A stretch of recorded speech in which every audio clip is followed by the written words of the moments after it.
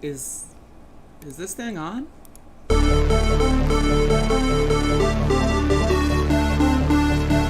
Yeah. I eat extra sharp. That's what I eat. Everybody comes in your grandmother, everybody comes in, grandmother, everybody comes in your, comes in your, comes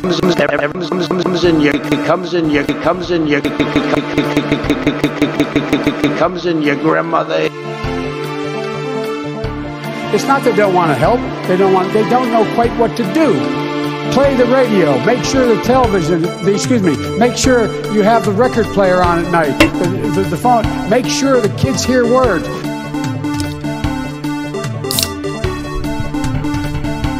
That's right.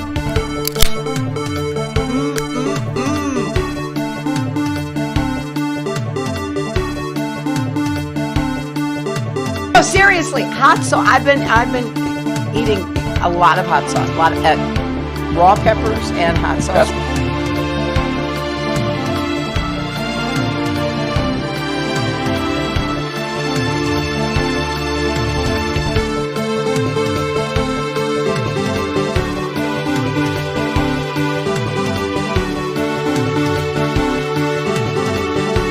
Well, you have to understand, the first time I ever heard of Black Lives Matter, they were chanting, "Pigs in a blanket," talking about police. Pigs, talking about our police. Pigs in a blanket, fry them like bacon.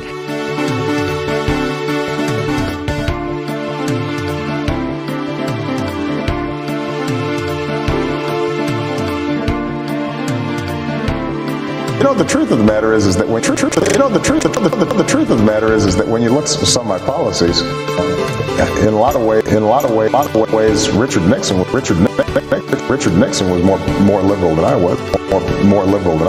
Richard Nixon was more liberal than I was. The truth of the matter is that when you look at some of my policies, in a lot of ways, Richard Nixon was more liberal than I was.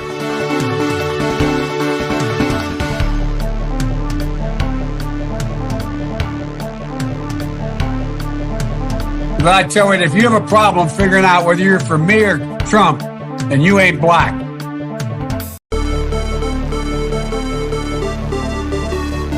Isn't it wonderful to allow protest? Isn't it wonderful? Isn't it wonderful to allow protesting? No.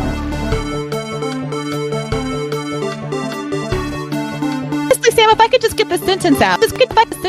We can talk about Jimmy. Jimmy Dore can go talk about Jimmy. Jimmy Dore can go and kill 15 kids tomorrow. Can go and kill 15 kids tomorrow. Can go and kill 15 kids tomorrow. Can go and kill 15 kids tomorrow. Meet Jimmy Dore can go meet about Jimmy. Jimmy Dore can go and kill 15 kids about Jimmy Dore can go and kill 15 kids tomorrow. And I still believe in force the vote.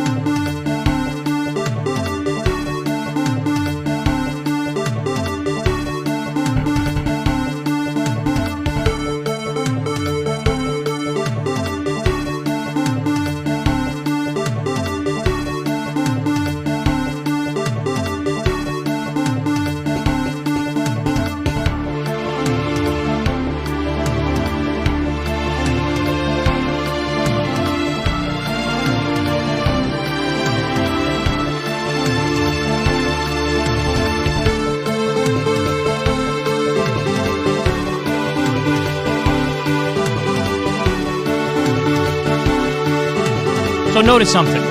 I defended him on his bad joke because I have standards and I have principles.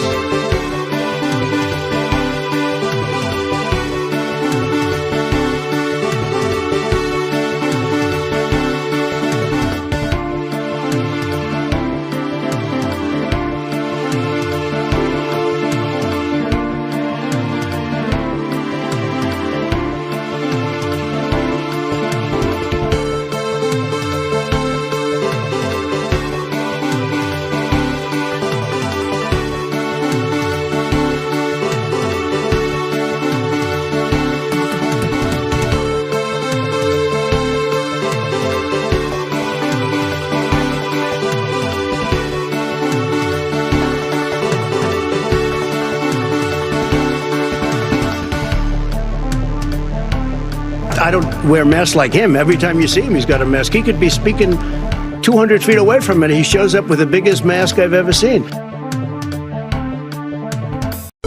No, seriously, hot sauce. I've been eating a lot of hot sauce, a lot of raw peppers and hot sauce.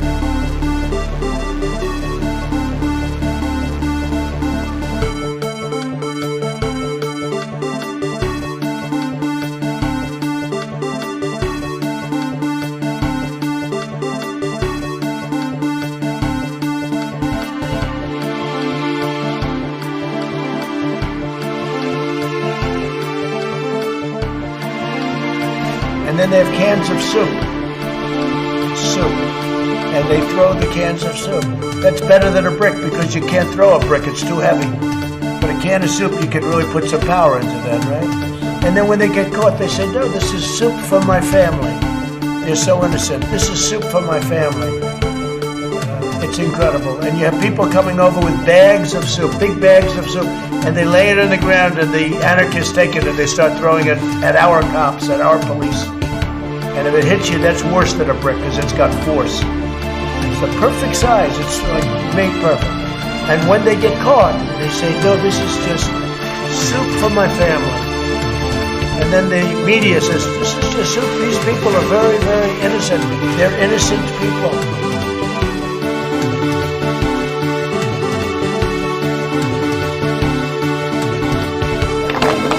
And by the way, you know, I sit on the stand.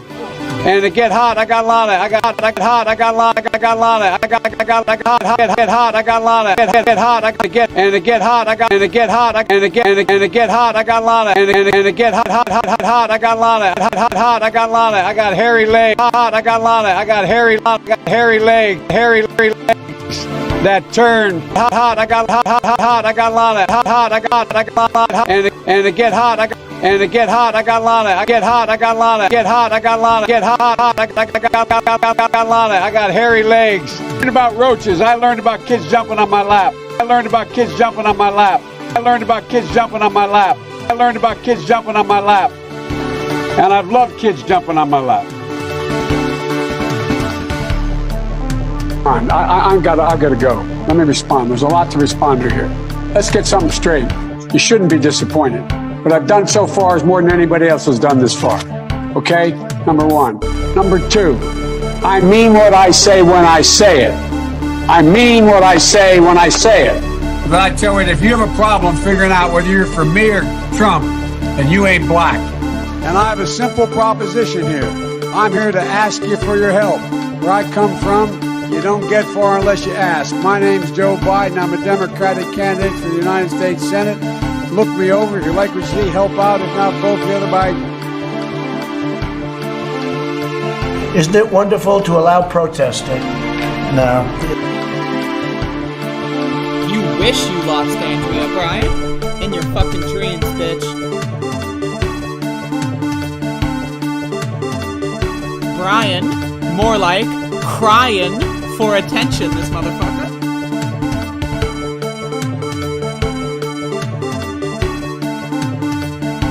Really, how many people do that? You mean they moved out and then they said, "Ah, the hell with it, I'll move back in." You know, it doesn't sound like a very normal. You mean they moved out and what? They missed it so much that they wanted to move back in? Yeah, it's like it's crazy. Well, early in the morning, they went to the table with the black robe, the black shield, and they pulled out the vote. Everybody comes in your grandmother. It comes in your grandmother. Everybody comes in your Everybody comes in your grandmother.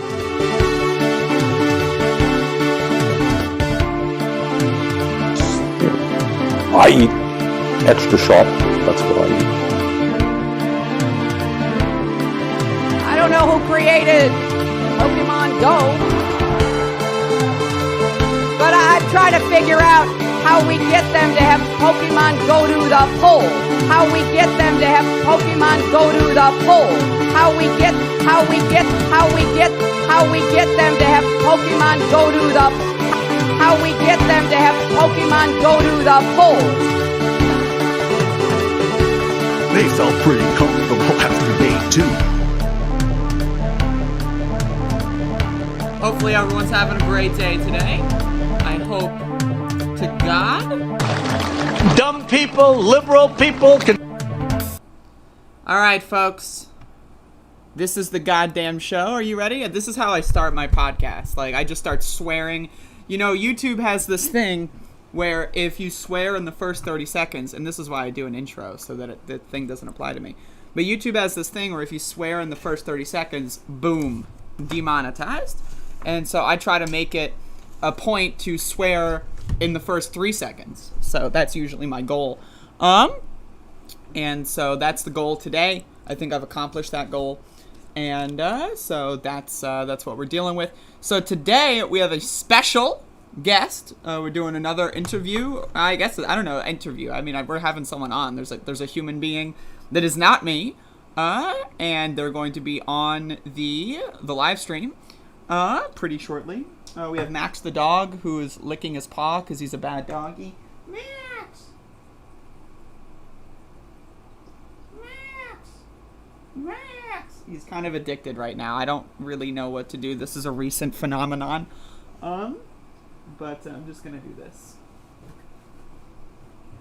Okay, I just put a pillow on his head. It's not helping. Alright, Max. Oh, he's not playing that game. He's like, no, I'm gonna go lick my paw, and I'm gonna do it on the floor. Max is feeling better. Yeah, he pooped. And it was a normal poop. It was a healthy poop. And no more diarrhea, so that's good. So that's kind of the situation that we're dealing with. We have a non-diuretic doggy, and that's pretty good. And so, yeah, so we got some news here, folks. We got some news. So, I'm going to get into the Elizabeth City protest recap from yesterday. And then what I'm going to do is I am going to play a little bit of a teaser segment of the Ben Burgis January 6th debate. I'm going to be honest, folks. I watched it on 2X this morning. I was not impressed. And I may do like I may cover this again tomorrow and like cover specific segments of what he said that I felt like that was really stupid, but we'll see how this segment with Erin goes. First. But I mean, my lord, this motherfucker is he's cringe. But we'll get into that. We'll get into that very shortly. And I want to say that I only speak for myself on this show. I do not speak for any guest, and no guest speaks for me. So I'm just throwing that out there.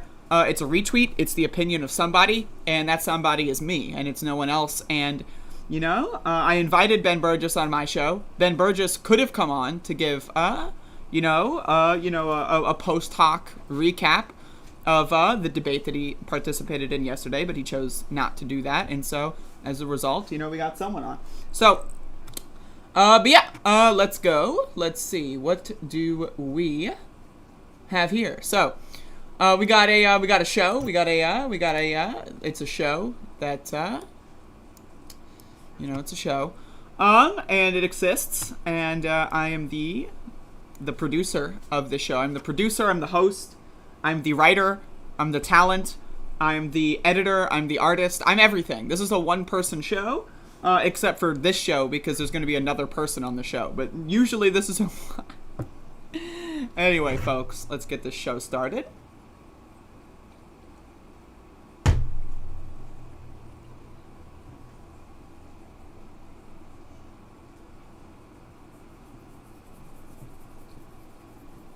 Look at him! Look at the dog! Look at the dog! Look at this. This is crazy. Look at his leg. Why is he doing that? Why are you doing that? God damn, I love that dog. Anyway, the Charlie Kirk debate, which will not happen, by the way. Bitcoin Cash is popping, Kelsey. You've got to cease and desist immediately, because what you're engaging in is nefarious behavior that needs to be, it needs a really, to be quite honest, like, the reason why I'm anti-fascist is so that Kelsey cannot come into this chat room and talk about Bitcoin Cash. Anyway, so yesterday was the 99th consecutive day in the city of Elizabeth City that is wrapped inside the county of Pasquotank County. Elizabeth City is basically held hostage by Pasquotank County. And so it is the 99th day of protesting. Every day we have been out here doing some form of a demonstration in solidarity, marching for justice, because the Pasquotank County Sheriff's Department decided it was in their best interest to murder a citizen of Elizabeth City. And so I find that personally to be unacceptable, and so does everyone else marching. So we are marching for justice 99 days in a row, and today will be day 100, which is in my view, in my understanding of history, a pretty historic showcase.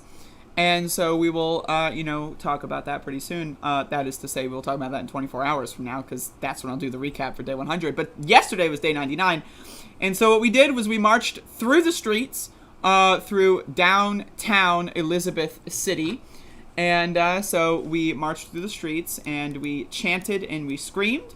And it was impressive. We had a good turnout. We had a baby that was on board. And that was, we were starting them young on this one. So as you can see, this is some of my more professional B-roll. As you can see, check this out. Look at this pan. Look at this pan. That's a beautiful pan. It's so much of a beautiful pan, it's almost a pot. Like, that's how beautiful of a pan it is. And so that's pretty good. So again, the demonstration lasted for about probably close to 30 minutes. And again, we marched downtown. We had people downtown show their solidarity and support with us. We had people say that they're glad that we're marching. We had people look at us funny. It's the best of both worlds. And so we went around. We ended up on Road Street, which is one of the major roads, and I got another pan, as you can see. Look at this. Look at this. Well, this is the pre-pan. So that's the pre-pan, and then we have the pan. Professional photographer. And that's me. And so then after this, we ended the demonstration in a complete circle, marching all through downtown, and it was a very good showcase. Again, today will be day 100, and so we'll see how day 100 goes. But overall, the demonstration was about as good as it has been over the last amount of time that we've been doing these similar styles of demonstrations. And again, I just want to reiterate that I believe that every single person that's out here marching for justice is a noble person, and this is something that is bigger than all of us as individuals. And this is a historic moment, not only in Elizabeth City history, but I think in American history, and if not world history. This is what happens, and this is how people will non-violently protest in their hometown. And this is an example of what happens when people non-violently protest in their whole town and hometown. And I can let you interpret that in the way that you decide to do so. But again, I think that 100 days in a row, not a single missed day. I've been there every single day, except for day 72, where I had other obligations that were protest related.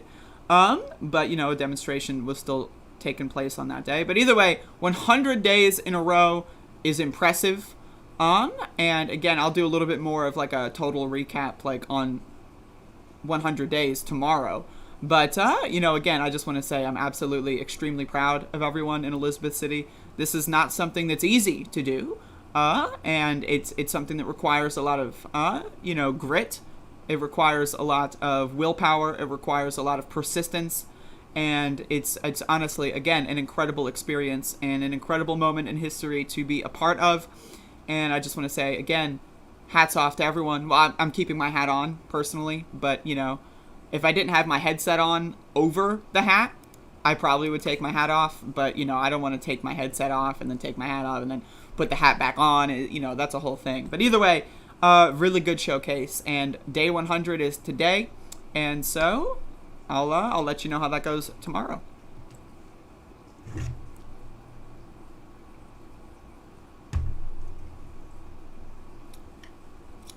Jimbo Dumbo took Michael Brooks' name to smear Anna, the most disgusting thing I witnessed. Would you mind sending me a link to that? That sounds like something I would like to. Hats off, let me know when to put it back on.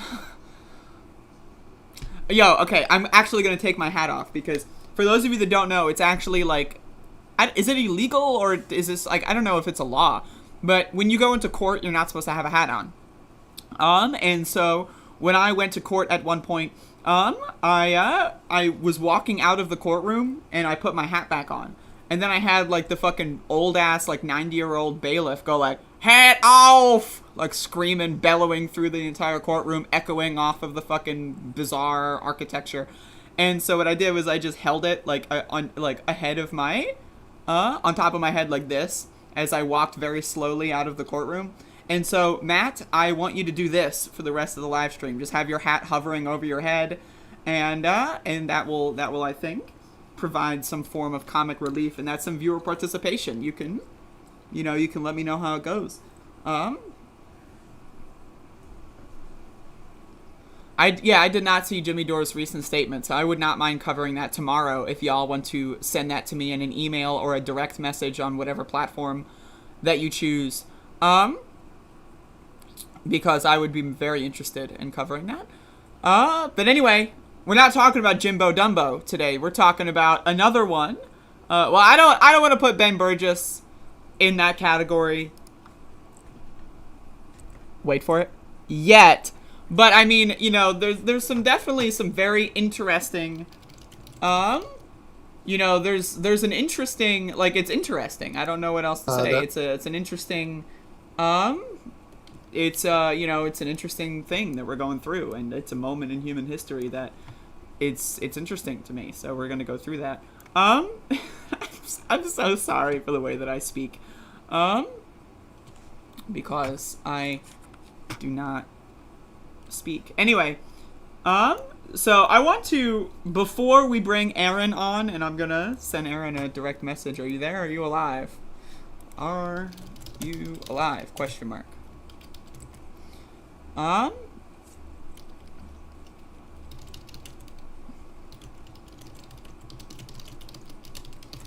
Okay. Ben Burgis isn't as bad as Dora, but that's like saying, oh, Catherine, I'm not. Thank you for that. I appreciate your comment and your concern, but I will not be reading the rest of that out loud. A-hole who refused to say Michael's name when folks sent him Rip Michael super chats. That's even weirder. That's weirder. That's so weird that it's Woof! Alright. So now that I have belched live on stream, let's get into the segment. Okay.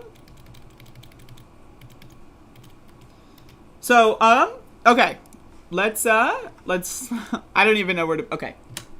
So Ben Burgis, we all know that, in fact, you know, I'm gonna open more. I'm gonna get another tab open before I start this segment. Hold up. Let me get Ben Burgis's tweet, the streamer. Does anyone have that tweet? Okay. Okay. Oh no. Oh no. Oh no! Folks.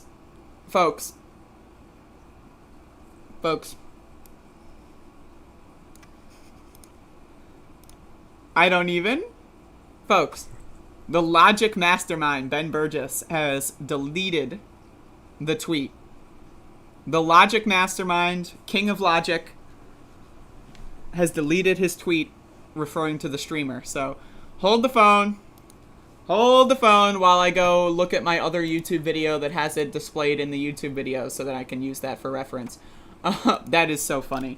I've been blocked? Is that possible?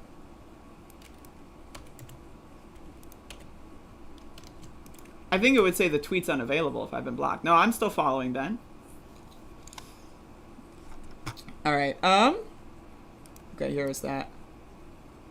You know what? That's me. That's me at a previous moment of time.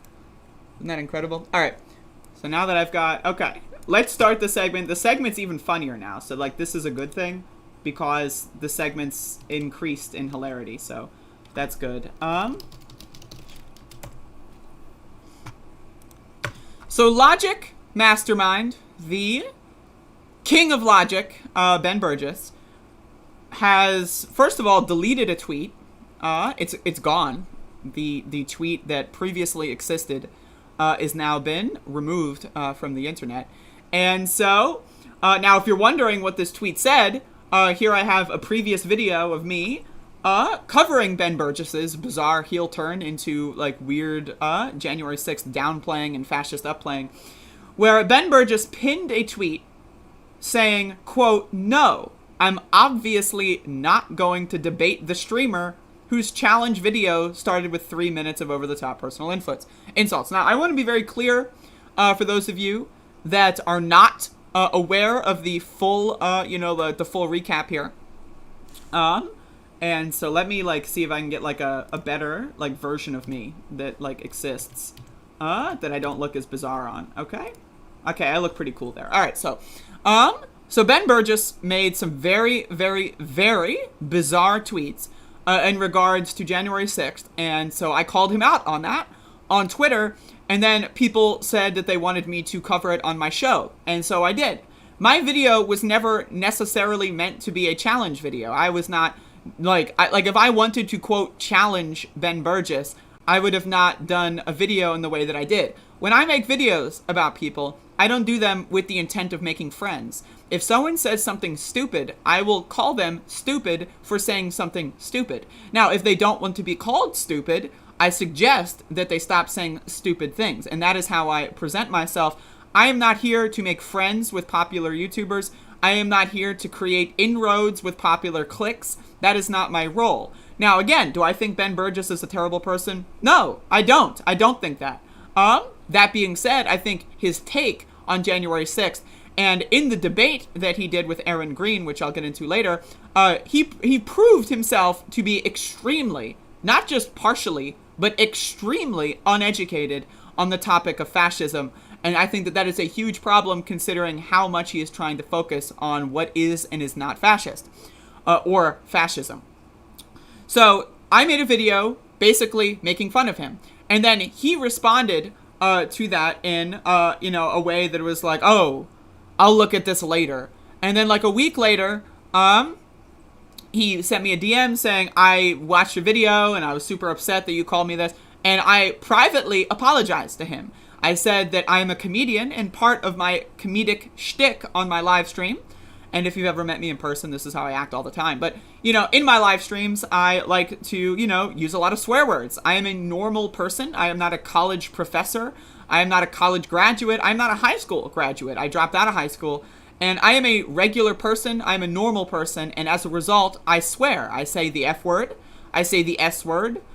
Sometimes I'll even say, the B word. Burgess. I'll say that sometimes. So, and I don't really necessarily care if someone's sensibilities are offended by swear words. Now, Ben Burgis insisted that his reason for avoiding the debate with me, again, the streamer, I'm the streamer. In case you're wondering who the streamer is, that's me. So the main reason why I think he did not want to debate me was because I am I'm a very vocal person and I have convictions. And I'm not afraid to, talk about those convictions, and I'm not afraid in any capacity and I'm not going to mince words. I'm a known quantity in that term. So Ben Burgis made this tweet, where he basically said, I'm not going to debate the streamer, I'm the streamer, and he took taking applicants. Lord. Again, I know this guy's a college professor. I know he's sheltered. I know he doesn't really understand how normal people behave. But literally, I shit you not, no regular, working, normal person has ever even conceived of creating a tweet like this and pinning it that is worded in such a fucking pompous way. And again, I'm only speaking for myself, and I want to be very clear. I am only speaking for myself, and this is the reason why Ben Burgis refused to debate me. But in this drama, Ben Burgis took an applicant to discuss the topic of January 6th, and he decided to go with Erin Green, which I will be bringing on as a guest, and we will be talking about that debate very shortly. But I've got this little tidbit here. So again, I want to be very clear how this all started. I privately apologized to him. I explained to him I'm a comedian. I try to make people laugh, and as a result, I use a lot of swear words, and I string together swear words in funny ways. So he was not impressed by that. And then he basically ghosted the subject for 2 weeks until a viewer of mine asked him about it, and he, again, talked about January 6th revisionism, that kind of stuff. It was embarrassing, and then this debate with Erin Green happened. But again, during this debate with Erin Green, I want to show how Ben Burgis phrased the situation, like why this debate happened. Why are we here? Let's watch. Into that, but I'm very excited to get started. Well, first of all, I should say something about how we came to be here and why we're doing this, and then kind of what we had in mind. Originally, the idea had come up of me debating somebody else on this topic, and that didn't end up happening. Didn't end up happening. Like, I want to be very clear. Now, again, I know how being a streamer works. I know when you're trying to, like, misrepresent a situation, okay? When you say something like, oh, we were going to debate someone else and that didn't end up happening, the implication is the other person, like there was a scheduling conflict, the other person couldn't do it or couldn't make it or for whatever. That's the implication there. If someone has no idea why this debate happened, that is a misrepresentation because they will assume that I dropped out or I was too beta or whatever. So I want to be very clear that this is an absolute and utter misrepresentation, and such a misrepresentation that I think it deserves this audio clip. Only the really, I hate to say this, but those with the lowest IQ. So let's watch this again. To be here and why we're doing this, and then kind of what we had in mind. Originally, the idea had come up of me debating somebody else on this topic, and that didn't end up happening. This actually, I think this would be a worthwhile discussion to have. It just didn't end up happening. So the real reason why he didn't want to debate me, again, I'm a known quantity. I say what I think. And now, again, first of all, I also want to say that I think the idea of putting like we're going to have a 5-minute and then 5-minute rebuttal and all that stupid shit. Go fuck yourself. When I have a conversation with someone, I don't want moderators. I don't want any of that stupid shit. If Ben Burgis wants to yell over me, that's fine. I don't yell over other people. If you've seen me debate other people, I usually let other people do the most of the speaking, and I usually only chime in when I feel it's necessary. You can go watch any debate I've ever done, and that's usually how I act. Right? But Ben Burgis is like, oh, we're going to have 5-minute opening. And then Erin gave like a 40-second opening, and then Ben Burgis gave his entire life story or something. Like, the guy wouldn't shut the fuck up. But again, like I'm willing to play by the rules. If you want to play by the rules, okay. That being said, I'd prefer not to play by the rules.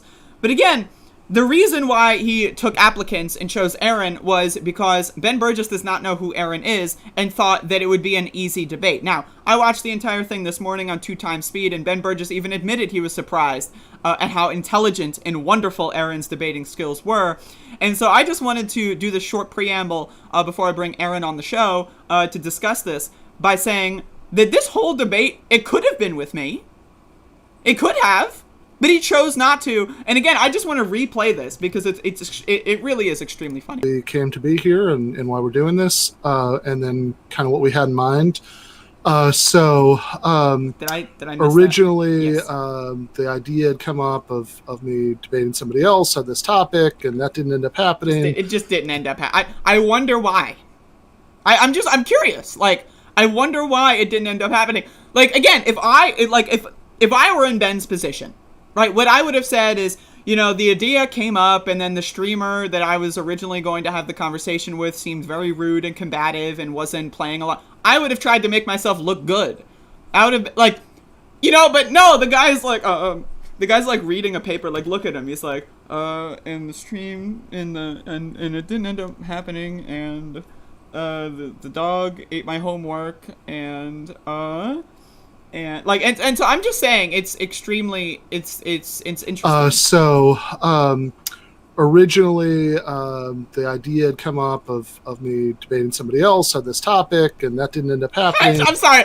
I'm probably gonna get a sound drop of that for my intro. But with that being said, I want to bring on Erin, so I'm gonna take a short break. But yeah, this debate was definitely very interesting, and I'm glad it did happen. And I'm glad that someone actually managed to basically make fun of Ben in front of his audience. And Ben's audience, for the most part, I was looking at the chat, Ben's audience kind of like agreed with Erin for the most part, in that, you know, Ben's kind of got there's something, and it's somewhere it shouldn't be, and it might be like similar to a stick, and I'm not gonna finish that thought, but either way, it was pretty entertaining. But I'm gonna take a short break, folks. We'll be right back. Is this thing on? Hold on. This is my bit. This is what I do. I think it's on. Like, I'm pretty sure it's on. Is this on? Yeah. Yeah. Is it on? Can you see it? Is it audible? Is it visible? It was audible. I muted it. You muted it? Yeah, so I can hear you in Discord. Oh. Well, how do you know it's audible if you muted it? Because I can unmute it. Okay. Amazing. All right. So, this is Erin Green, folks. The winner of the Ben Burgis January 6th debate. The chosen winner. I mean, it was a unanimous, victory. Everyone in the chat agreed that Ben Burgis looked like a fool. And again, I just want to say I speak for myself. You know, I'm sorry if you get in trouble for the things that I say, but, you know, it's already happened, so it's not like he's going to debate you again. So, but yeah, how did you feel about it? What's your, like, this happened for you like 12 hours ago, 14 hours ago, something like that? Like, what is the morning after, what is your perspective? Yeah, I had a good time.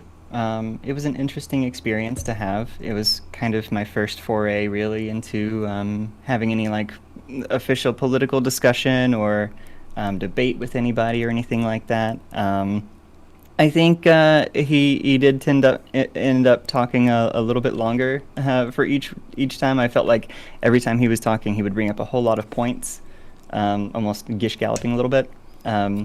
That it was really hard for me to address everything that he was saying when we were debating. And I actually, in preparation, spent the entire week leading up to it doing research and writing my points down and getting everything together. Like one of the few things that I wish I had done differently was I wrote a closing statement to read at the end of it, and because of the nature of the debate or whatever, I guess ended up getting distracted and doing my closing statement kind of off the cuff. So I was just yeah, that's but one of overall, that's one of the reasons why I don't like debates with like a strict timer.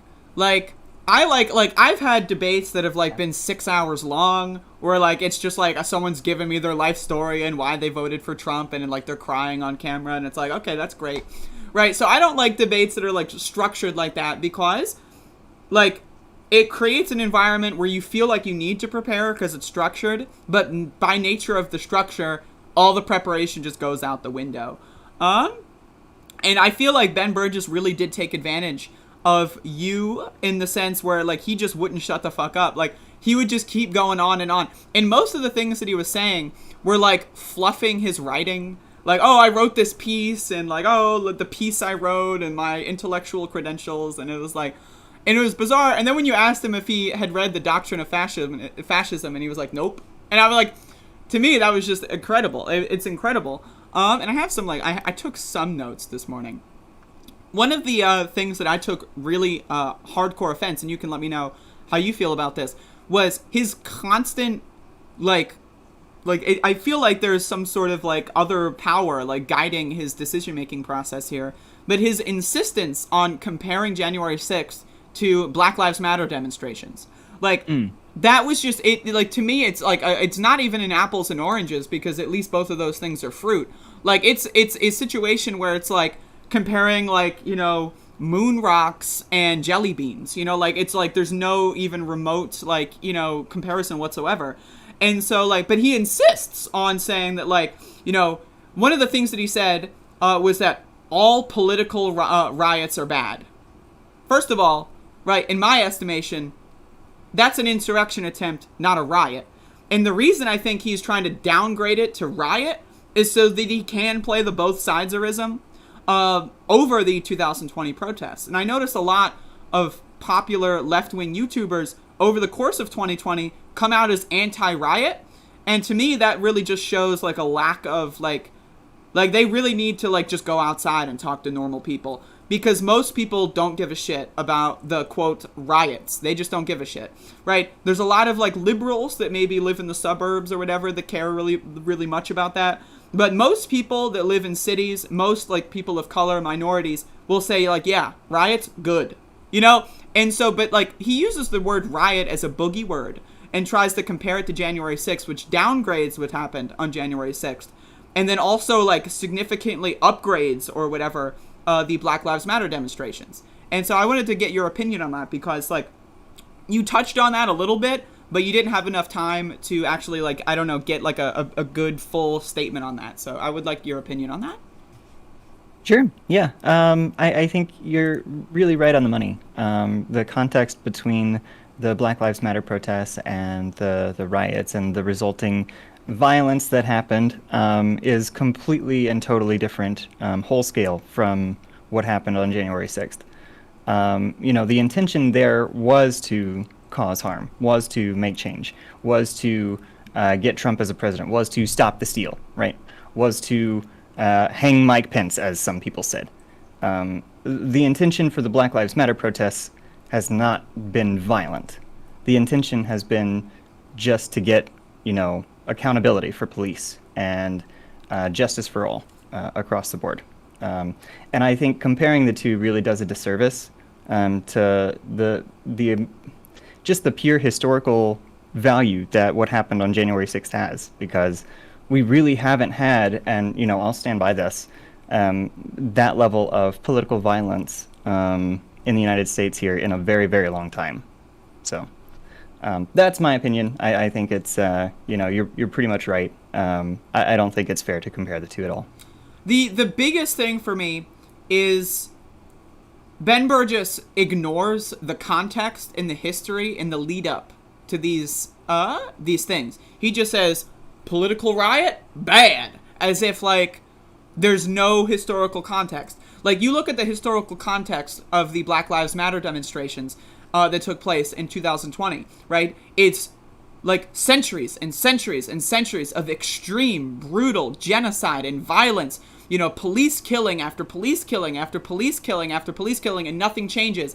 That was the precipice.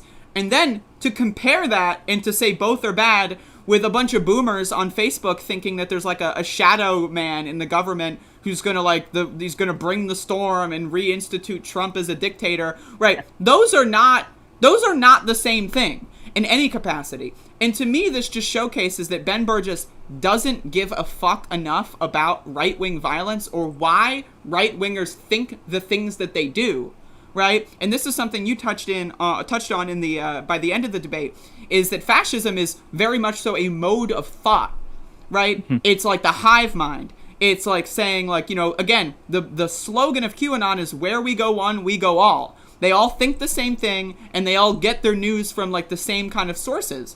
And that all led up to, like, you look at the through line of Trump not saying he would concede if he lost the election. People asked him that because people knew something like this could happen. And so they would ask him at the White House press conferences and other places, will you concede the election if you lose? Will you concede the election if you lose? Will you concede the election if you lose? And he always came up with a way to get around that question. That is number one. But Ben Burgis doesn't care about that. He doesn't care. And he's comparing things like police murders of, like, just, again, hundreds of thousands of people to, like, Donald Trump's personal ambitions and manipulating people via Facebook misinformation and so forth, right? And to me, it's just like, it shows that he is not super interested in granular detail. And he really is just kind of like a debate bro. Like, he really wants to be that, like, debate bro guy who's obsessed with logic at all times, even though, and I'm getting petty again, but, like, he's written 2 books. Give them an argument where the whole book is about fallacies and how to argue. And again, he engaged in ad hominem attacks against me, saying my arguments are bad because I use bad words, right? So, boom, his first book might as well light it up in flames. And then he wrote the second book, Canceling Comedians While the World Burns. Well, I think the world is burning because he burned his first book and then it got out of control. I think he burned it at, like, a gender reveal party. And then, like, all of a sudden there's wildfires. And then he writes a book on cancel culture. And then he engages in canceling a comedian, right? Because I use naughty words. And so, like, again, this guy to me seems like he doesn't have that many convictions. And I'm willing to call him out on that. And again, if Ben Burgis wants to apologize or in the future, and if he revises, like, I'm willing to, put the water under the bridge. But, like, he seems more interested in the spectacle of debate and the mathematical forms of logic that are out the window. Right-wingers do not care about logic. They just don't. They might say they do, but they just don't, right? They just, there is nothing logical that you can say to convince a QAnon person who breached the Capitol that what they're doing is actually kind of crazy. And, there is something logical about saying, hey, police keep killing people. Let's actually go up and fight back against the police. That is logical, right? Going to January 6th, going to the Capitol on January 6th with guns and bombs, which, by the way, this was left out of the debate you had altogether, was that they planted bombs at the DNC and the RNC buildings the day before. Mm-hmm. I mean, literally, they were bombs. If they were not diffused, thousands of people would have died. Absolutely. Case closed. But he ignores that. He pretends it didn't happen. He just pretends it didn't happen. And so, that's kind of my problem, is, he focuses on the granular minutia of defining a word such as killed. Oh, no one was killed. You know what I mean? So, what do you think about, the, just the granular minutia of getting into, defining words versus, the overall picture here?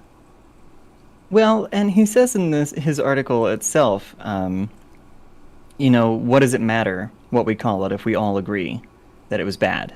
And I think, that's an okay point, but at the same time, words matter. They have weight. I think, using historical language to describe a historical event is appropriate. Overall, I think he tends to criticize leftists for having this degree of extremist language or what have you.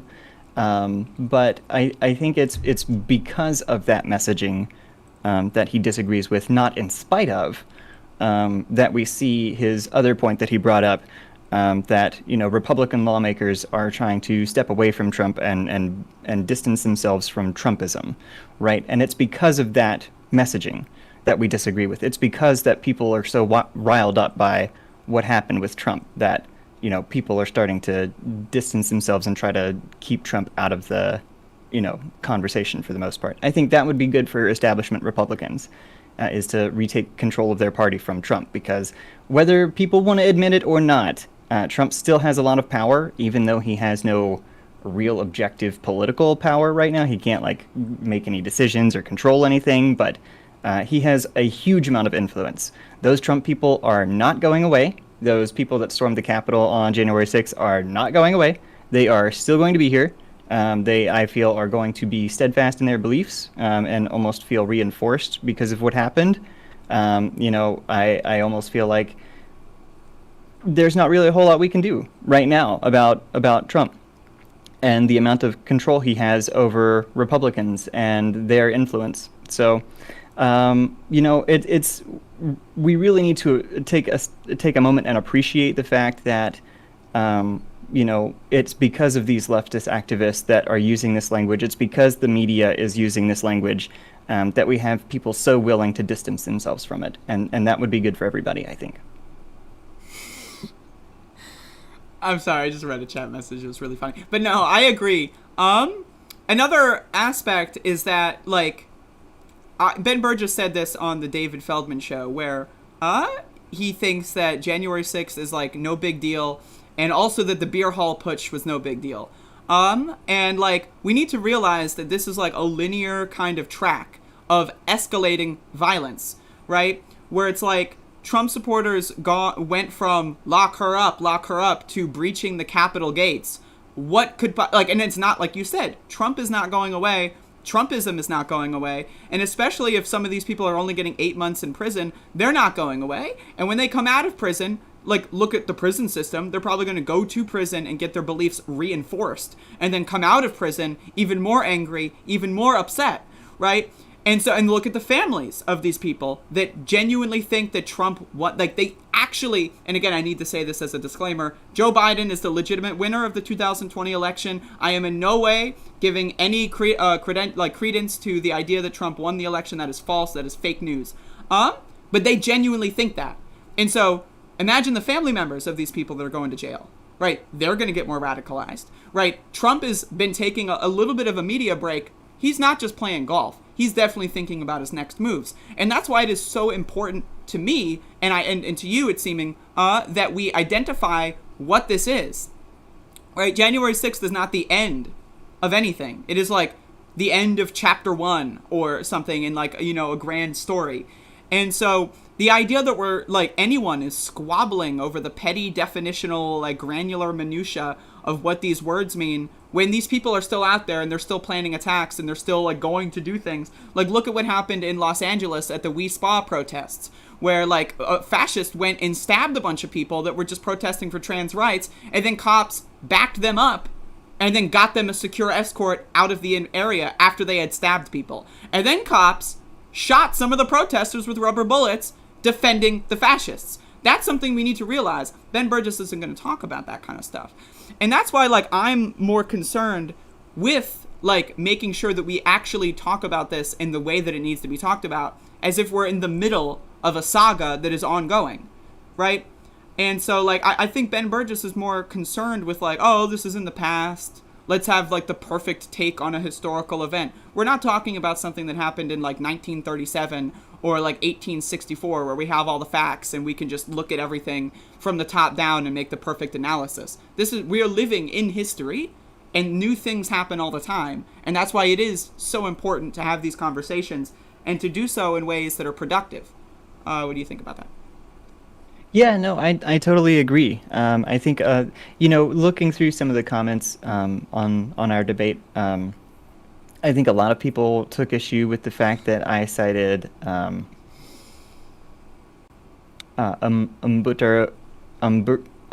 can't speak today. Umberto Eco's 14 Points of Fascism. And one of the ones that's important here that I wanted to highlight was the obsession with a plot. That the followers must feel besieged, and that the easiest way to solve the plot is to appeal to xenophobia. And, we saw that, initially with the Bush administration and the war in Iraq. And we're seeing it again now, except instead of having a foreign enemy, we have a domestic one with QAnon, right? Where it's the secret pedophile politicians that the Q guy is going to come on, and the storm's going to come and he's going to clear everybody out. And it's that obsession with the plot that I think is going to be the hardest for leftists to break, as far as getting people away from QAnon. I think that's one of the biggest challenges that we face as a society, is fighting this kind of misinformation and this obsession and this conspiracy. And so I think that is primarily what we should focus on if our goal is to get people the help that they need to stop obsessing with this insane conspiracy. And if our goal is to bring people over to the left, using the working class as a vehicle for that, then I think that's one thing that we can't ignore, is their obsession with QAnon and breaking that plot there. Absolutely. And like you were saying at the, like, near the end of the debate, and where you said that, like, you would consider George W. Bush and just the American state in and of itself to be, if not fascist now, but definitely going to be if it keeps at this trajectory. And so one of the things that I enjoyed about Ben's reaction to that is that he was like, oh, I was surprised that you have this opinion. Like, to me, it's like, one of the things, I know I'm getting petty, but this is my wheelhouse. But, like, to me, he was talking about, like, my arguments, like, that he is aware of, or to his knowledge, my arguments or my perspectives are the same as everyone else's. Like, the idea that he thinks that you have the cookie cutter opinion that, like, he ascribes to, like, some person on my left that, like, and then you went outside of that paradigm, and it kind of put him on his toes a little bit. And I again, appreciate that. From your perspective, but it is really important that we, like, analyze the fascism angle of this, and we look at, like, there are still people, not that many thankfully as there were in, like, 2003, but there's still people out there that think that the war that we went into in Iraq and Afghanistan and all that is still justified. There are people out there that genuinely 20 years later don't understand that that was actually bad, right? And so those people, like, we're talking about fantasy worlds. Like, this is really, like, there's the great, and we can even trace that even further back to, like, the Lost Cause narrative of the Civil War. Like, I saw a statistic that said about 10% of high school seniors know that the Civil War was about slavery. Right? Like, that, like, if that doesn't put your brain into, like, holy fuck, what are we doing here mode, I don't know what will. And, like, it really just boils down to people living in alternate worlds where, like, they've got alternative facts, right? They've got their own news sources. They're in their own bubbles. And that's just been, like, put in a pressure cooker with the internet, where people don't have to go, you know, talk on the phone to their friend who's kind of creepy, or go to a party and meet a conspiracy theorist, right? They can just go online on Facebook, and all of a sudden they're stuck in their filter bubble because there's a pandemic and people can't leave the house, right? And then they're like, I want to leave the house, and then they turn into the anti-vaxxers, the pandemic's not real kind of people, and they just live in an alternate world. And then the problem with that is that because there's so many people that live in that fantasy world, there's so many people producing content from that fantasy world. So, like, it's like, you got Trump is like the kind of the top of that, but then you've got all the right-wing podcasters that provide an escape from reality for these people. And we need to find a way to crack into that. Like, otherwise, like, I mean, like, we're fucked. I mean, like, if we can't find a way to de-radicalize people and to prevent them from falling deeper into these rabbit holes, then really I don't know what else that we can do. And I think that step one of that is identifying the problem. And it's shocking to me that there's so many, you know, so-called leftists online that are struggling to identify the problem. And the problem really boils down to people living in an alternate world. Yeah, no, I agree. I struggled with that a lot with my mom. Not with the political kind of bubble, but she had a big drug problem, and so it was, like, really hard for her to control. And so at a point it got just so bad that, like, any thought that came into her head, no matter how toxic it was or whatever, was true, and that she just lived in this own world. And it was so hard to pull her out of that because, you know, you could show her evidence that, you know, I don't know, the stove isn't on or something like that. But in her world, the stove is on, and there's no convincing her otherwise. And yeah, I think you're absolutely right. I don't know if you've seen the new Bo Burnham special, Inside, but there's a song that he does. I highly recommend it. It's very, very good. I've got the entire soundtrack on repeat right now on my Spotify. Are you listening to it as we speak? As we speak, yes. I always am listening to. It's always playing in my head. It's always inside, folks. Always inside. Yeah, that's the point. But yeah, there's a song called "Welcome to the Internet," and it starts out really slow. You know, we've got a little bit of everything here, and you can come and enjoy. And he's talking about describing all the things that you can find on the internet, like puppies and kittens, and you can connect with your friends and stuff. And then he starts slowly getting into the more, like, creepy stuff, like, oh, foot fetishists, or oh, here's some conspiracy, or oh, here's a little bit of anti-vax documentation for you, or stuff like that. And then by the end of the song, it's just, like, completely wild and off the rails, and it really kind of highlights just how kind of spirally the internet can be. If you spend a lot of time on it, researching things that you're interested in, you can just spiral downward and get into some crazy, crazy ideas. It's like the iceberg meme, where you get to the very, very bottom of the iceberg and it's all, like, glitch text or whatever. Yeah, it's pretty insane. I think the internet definitely helps with that as well. But yeah, primarily fascism, I think, is alive and well in America. I think it has been since at least the narrative of, like, what, the 40s and 50s, where it was like the parents with the nuclear family and stuff like that, and the white picket fence, and that was the ideal American lifestyle, right? That was what everyone was working toward. If you read Mussolini's writings, it's hard to walk away from that and not feel like, you know, Mussolini's idea of what is fascism could apply to even that standard of American life, right? And he even says it's, you know, fascism is now clearly defined not only as a regime, but as a doctrine. And all doctrines aim at directing the activities of men toward a given objective, but these activities in their turn react on the doctrine, modifying and adjusting it to new needs. So the fascism of old, even back then, before Hitler took power, would very clearly not be the fascism of today. That's the point of fascism, is that it's always changing to the needs of the fascist. So it's trying to narrow it down and define it seems like a fool's errand. And it's another good point that the chat's bringing up is that, yes, is it important to stop and de-radicalize and prevent people from going down these rabbit holes?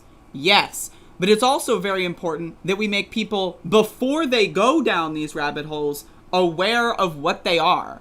Like, there are a lot of people, let's say, like when I was younger, like let's say 10 years ago, my mom would turn on Fox News. She wasn't a rabid right-winger, but every now and then she would turn Fox News on, let's just scrolling through, let's just whatever news station is first or whatever she would turn on, not realizing that Fox News was a far-right propaganda machine, right? And so that's really the main thing, is you need to prevent people from going down these rabbit holes in the first place. You need to get people that like already agree with you, like, oh yeah, people, probably should have rights, Trump's kind of mean. You need to get them to understand that this is a real threat. And so, I get, the subject matter is the Ben Burgis debate, but like, I feel like people like Ben Burgis are really trying hard to have a conversation that, one, doesn't need to happen, like there's no requirement for it, two, is distracting from a much greater conversation, and three, that is just muddying the waters, like creating like, oh, well, some people think fascism's a big deal, other people don't even think there is a fascism, and to me, it's like, we need to be unified. Like, the liberals somehow, like, and maybe this is just because of our filter bubbles on Twitter and we see all, like, the Ben Burgess-y people being bizarre, but somehow the liberals seem to be more understanding of how bad the right is than the left is at this point. Like, is that, like, do you agree with that, or am I being a little bit too reactionary?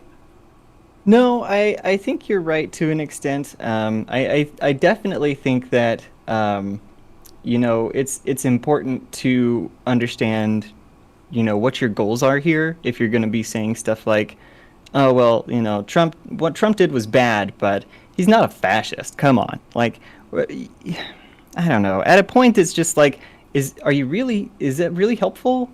What goal are you accomplishing? Are you really just carrying water for the right for no reason?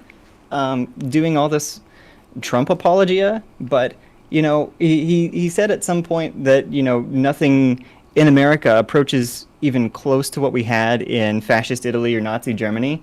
But we have Guantanamo Bay, we have our drone strike program, we have our subsidization of other violent groups like the IDF who go around terrorizing innocent Palestinians. So I think, it really depends on your perspective. If you have an American imperialist perspective, then sure, yeah, you would think that nothing that we've done compares to what happened in Nazi Germany or fascist Italy because you believe that what we did was right or justified.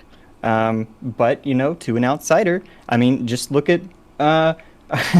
I hate to bring him up because he's such a disingenuous asshole, but Richard Medhurst, boo, Richie Rich, boo. But if you look at some of his content, the more extremist, like leftist content, it definitely analyzes like American imperialism, or at least intends to, in that way that really hasn't been mainstream a lot. I think this is something that we're seeing a lot post Iraq War, where we're able to now platform these mainstream people who were, because again, and we touched on this in the debate, when Iraq was going on, when Afghanistan was going on, it was Republicans and Democrats both that were going in the media saying, yep, let's do it. We're all behind it. Support our troops and all that. It was everybody. And that's what makes it unique, right? That's what made it, like, terrifying for a lot of leftists, was the just complete unification of the American war machine, and seemingly no counter to it. And I think that was what allowed programs like the NSA and the TSA to be created. I think as long as we have a strong opposition party, I don't think something like that can happen again. But we need to have that strong opposition. If we have like a unified front with Republicans and Democrats again, I think sure, yeah, his argument that we could lose some securities in the future by prosecuting these people holds a little bit of water. But if he can't demonstrate any calculable harm that would come of it, other than, these people committed a crime, let's prosecute them for it. We do that every day. We do that with people who don't commit crimes every day. Innocent protesters get arrested and sent to jail, usually for just a couple days or something, but then released. I'm a protester going through court cases right now as we speak. So, yeah. And I agree with that in the sense that, like, the Republicans and the Democrats, they are so wrapped up in the culture partisan war, right? Like the majority of the Republican Party, there's like maybe 10 of them that disagree, but the majority of them are like, yeah, January 6th, no big deal. Yeah, no, it was pretty cool. Yeah, no, it was. So now if all of them were like, oh, that was so bad, and then they voted to convict Donald Trump, and then that would have been a whole different calculation. That didn't happen. That's not the world we live in. And the other aspect to this is a lot of, like you were saying before, a lot of people like to compare what we're going through to like 1944, right? Instead of, I don't know, 1929 or 1936 or like, at any point before the worst parts of World War II and the Holocaust, right? And like fascism's almost global takeover. Like, we are not at that point yet, but we could be. And the whole point of learning from history is to prevent ourselves from reaching that final destination on this trajectory that we are going down. And a lot of people don't understand our place in history. This goes back to the fascism thing. It's like, oh, why are you calling people Nazis? Do you see concentration camps? Well, first of all, yes, I do. They're at the border, right? And they're all over the country. But let's assume they're not concentration camps. All right, well, Steel Man, like, oh, they're detention, whatever. Who cares, right? Whatever they want to fantasy world it. All right, well, do you see 6 million people being executed? As if that happened and like someone flicked a switch and 6 million people died. It was over the course of a long period of time, right? Like, let's assume, right, 30 years from now, like we're all on the moon or whatever, the Earth is destroyed, and we look at what happened, right? And it's like, oh, well, we can see that, oh, well, so many people have been killed in captivity in these detention centers, these concentration camps. Kids have been starved to death. Kids have been separated from their families, right? People have been murdered. People have been executed in these concentration camps. The death toll is now. It's happening now. Even under the Biden administration, there's still people dying in these concentration camps. This is a huge problem. And also, we go back to what America was doing during World War II. We had concentration camps for Japanese Americans, right? So the idea that people are so, they're fixated on 1944, and, like, if it's not 1944, then it's not real, it's not happening. It's such a scapegoat, and it just proves that these people really have lost the plot, and they claim to be historians, they claim to be, people that read, but they're, I'm a high school dropout, and I know more about, Nazi Germany than Ben Burgis does, seemingly, and he's a college professor. That's a problem for me. If a high school dropout knows more about fascism than a college professor, I mean, there's the sirens should be going off. I don't know what your education level is, but, you should drop out if you're still in there. No, no, I completed high school, but I foolishly took a year off and then entered the workforce and never left. It's over. It's done. Yeah, that's the curse. That's the curse of the American working. But I think you're right. I think historically that is correct. I think, it is important to take a look at the full context of history as well. It did kind of surprise me that he hadn't read the Doctrine of Fascism, but if you've, I encourage everyone to go read it. It's just a couple pages. The language is a little bit weird, and there's a couple typos in the translation that's on Google, but it's great. It's a great read. It gives you a lot of context about what the self-proclaimed father of fascism thinks about what fascism is. And in it, he states that if the 18th century were for socialism, then the 19th century is for fascism. And we can see that it was really the 19th century that the American fascist empire kind of rose to rose to power, so to speak, in that it was fascism that was kind of like becoming the primary train of thought, even though people didn't recognize it as fascism at the time. You know, just because you don't recognize something as fascism, or just because, you know, you're not wearing a Nazi armband or whatever, does not necessarily mean that you don't hold some of the same beliefs. And I think that if you read the document, you'll realize that a lot of American thought these days just kind of lines up one to one. It fits almost perfectly in that slot right there, and it's scary. It really is. Yeah, no, I agree. I don't know what your time constraints are, but if you want to wrap up, you know, just, you know, blink 3 times in a row. Sure. But you know, like, you know, first of all, thank you for coming on. You're welcome to come on the show whenever. Thank you for having me. You know, I don't have guests on often, but that's because I have no friends. But you know, I'm glad that you were able. I'm glad that, first of all, someone, not necessarily you, but someone was able to debate Ben Burgis on this topic. I'm glad that he didn't run away from it entirely. Obviously, I wish it were me, but you did a really good job. And like when I was watching, every time I looked at the chat, it seemed that most people were making fun of Ben. It seemed that most people realized that he had kind of lost the plot, and that, you know, a lot of people really, like, who had no idea who you were and were impressed with what you had to say, and myself included, although I didn't know who you were, impressed with what you had to say, and you even stumped a college professor who's written 2 books that he doesn't even abide by. And so, like, again, this conversation needs to be happening, and we need to be very clear about what the trajectory is that we're on, where we are in history, and how, like, we can draw parallels.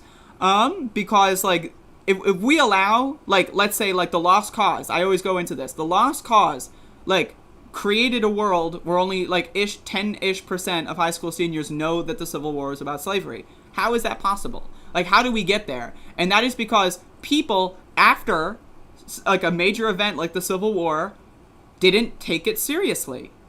And again, I always loved, let's do a quick on the 14th Amendment, specifically Section 3.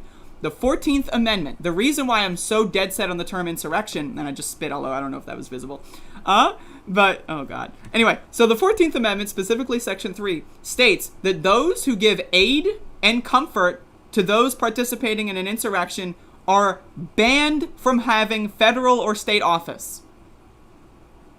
Like, they had a war, they created constitutional amendments to prevent something like that war from ever happening again, and we have the most textbook case of an insurrection, and not even the Democrats are willing to just invoke the 14th Amendment and ban the entire Republican Party from Congress. That's what should have happened. Like, Marjorie Taylor Greene should not be in Congress. Matt Gaetz should not be in Congress. That whole scandal that they're dealing with should not be existing, right? All those people that stood up there.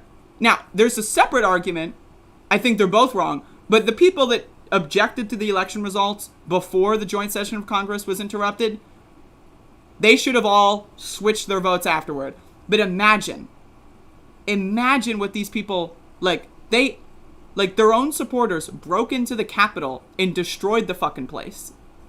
And they went in there and still did their drone duty of, I object to the... Those motherfuckers should be... They should have been marched out in handcuffs. Like they should have walked up to the pedestal, done their whole thing, and as soon as the joint session was over, they should have been marched out in handcuffs.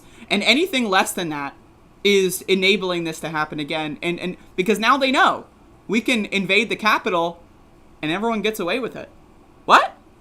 We can plant bombs at the Capitol and everyone gets away with it. What? How is that possible?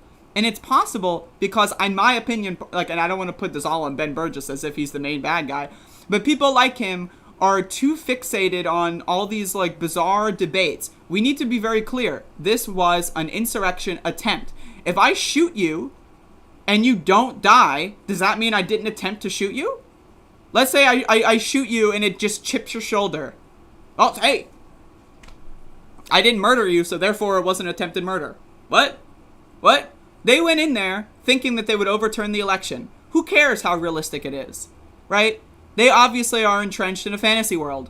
So it doesn't matter how realistic it is to us, it matters how realistic it is to them, they think they're playing out like a movie, like Olympus Has Fallen or some shit, right? They think that they're like main characters in like a huge pivotal storyline that like they need to be dealt with in some capacity. Am I saying they need to be thrown in a cage for the rest of their lives? No, but we need to do something.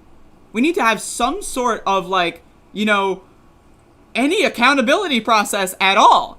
And the whole like the fact that we're in July, almost in August, and there's still people out there that claim to be leftists that aren't clear about this, to me, I can't take you seriously as a person. I'm talking about you, Erin. I cannot take you seriously. But I can't take anyone seriously that doesn't think that this was an insurrection attempt. I'm sorry. Like, it's just, it is an attempted coup, full stop, and it's an attempted insurrection, full stop. I mean, you can even make the argument that it is an insurrection because insurrection does not imply success. It just implies an action, right? And so, again, this whole debate to me is astounding. And again, I just want to say I'm super happy that you managed to go up there and make Ben Burgis actually shiver a little bit when he was like, "Oh, I didn't expect you to have a unique opinion," right? Like, I'm glad that you're up there. You got him to admit he doesn't even know what fascism is, which is pretty good. Next time, you got to ask him to define it because that would have been even better. And do you have anything else that you want to say? Yeah, no, I think I think you're right. I think it is important that we recognize that there is a conversation to be had here. But that when we're doing stuff like muddying the waters about what fascism is and is not, it's not really helpful. We already have states like Texas engaging in historical revisionism, where they are now telling people that, oh yeah, we're not going to be teaching these certain things in class anymore. We're not going to be teaching kids about the Native Americans or about slavery or about any of the atrocities that we've done, you know, and this is happening under the Biden administration. So this is my point, is that it's not just, it's whole scale through the United States. It's not just with Trump. There is a conversation here to be had, and we actually are kind of teetering on the precipice of having some kind of full-on fascist leader. I think if to your point about, you know, not really doing anything about some of those people that were there, you know, a lot of those people were also the same people that were, you know, taking out fraudulent PPP loans and stuff like that, you know, in that, you know, they had really no good intent, that they just wanted to get what they could and felt like that they would face no consequence for it. And we're seeing that, you know, when they're prosecuting the people for the PPP loans and stuff, they're really surprised that the fucking police show up and stuff. But, you know, there is a conversation to be had here. I think overall we could have been, we were spared the worst of what could have been with the Trump administration due to their incompetence. I think if they were just slightly more incompetent, we would be having, if they were slightly more competent, we would be having a different conversation today. I think if those insurrectionists, if they got one little win, if they got one objective done, we would still be having a different conversation today. We wouldn't be calling it, or we wouldn't be talking about whether it was an attempted coup or an attempted insurrection or whatever. It would be flat out. It was if they had gotten one of those goals achieved. And if that had happened, then yeah, maybe to Ben's argument about the security state and stuff like that, maybe we would see unilateral unification there between the Democrats and Republicans that would be needed to institute something like that. But you know, I think we got lucky that that Trump and his cabinet were so politically inexperienced. I think we are. It would be very, very dangerous if someone with Trump's disregard for our republic, our democracy,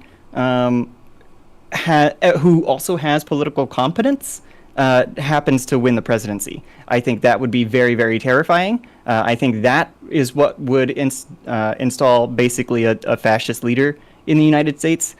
Even with Trump, you know, being as incompetent as he was still making jokes and participating in jokes of him and his family being rulers of the United States for the foreseeable future. Like he would post on Twitter those like Trump 2020, 2024, 2028, 2032. Like that's exactly correct. And I really do appreciate that you're very much so like willing to have this conversation and be very explicitly clear with what we like. We don't live in those alternate universes that Ben is worried about. Like And I get it. He's got like some sort of like, trauma from, the early 2000s. And I fully understand that. But we need to be very clear with what we're going through and how the trajectory works. And quibbling over the minutia of, is this technically fascist? Is it technically a coup? Like, the one thing Ben said was like, well, I guess it's technically an insurrection, but should we be using that word? Like, I don't, to me, it's just, it's bizarre. And we need to have more people like yourself that are coming out here and, being very clear about this, because we can't even move on to the next part of the conversation if we have too many people wrapped up in whatever Ben Burgis' fantasy world is. Again, thank you for coming on. You're welcome to come on whenever. If you have anything you want to say with a platform of mine, feel free to let me know. That's you go, whatever. I mean, you can say whatever you want. You can leave. You can, I don't know. Whatever. There's no script here. Sure. Well, I appreciate you having me on. I'm going to go ahead and get ready for work. I've got like a half hour before my shift starts. So I'm going to go ahead and get ready for that. Again, thank you for having me on. I'd be happy to come on and talk about whatever you want to talk about at any time. Just send me a message. All right. I will send you multiple messages. I will send you so many messages you won't even know what to do with them. So Hell yeah. Everyone else, have a great day. Go follow Erin. I will post your Twitter in there, and I assume that has all the other links on it. So. Oh yeah. So go there, and if you don't have a Twitter, who cares? Make one. First of all, the fact that you don't have a Twitter by now is honestly it's participating in fascism to not have a Twitter account. Exactly. Exactly. But yeah, go there. You'll get the links, and you will stop fascism by making a Twitter. So thank you, and then thank you. That's it. I don't know how to end stream, so I'm just gonna turn it off. All right. Bye.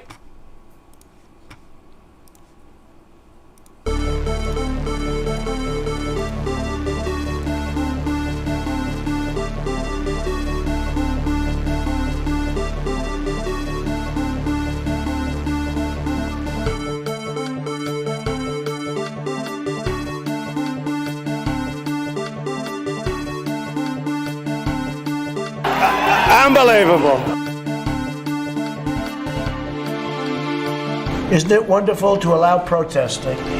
No. Isn't it wonderful to allow protesting? No.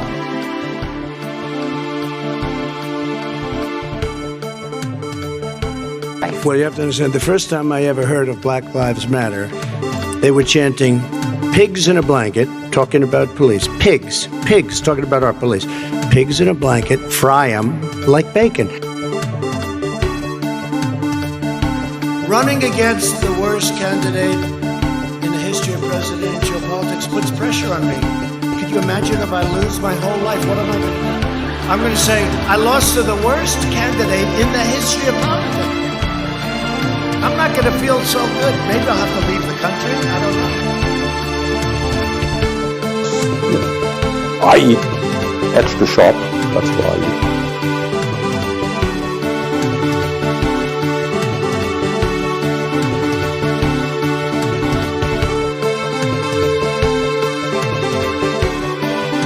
Early in the morning, they went to the table with the black robe, the black shield, and they pulled out the vote.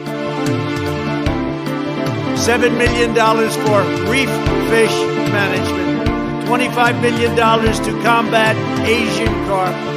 $2.5 million to count the number of amberjack fish in the Gulf of Mexico.